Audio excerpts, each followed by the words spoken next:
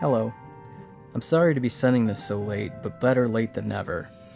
I've wanted to let you know all season how much your big Christmas tree in the front of your house has meant to me. Last Christmas was the worst Christmas of my life, as was much of 2021. During my darkest moments, I would look out my kitchen window and see the star on top of your tree and find some comfort.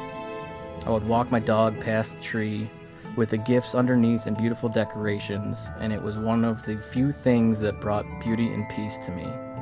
I was so happy to see it decorated again this year.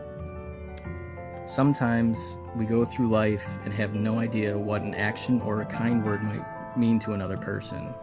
I just wanted you to know the work put into that tree meant the world to me. Thank you so much. I hope you and your family had a magical Christmas and New Year's. A grateful neighbor.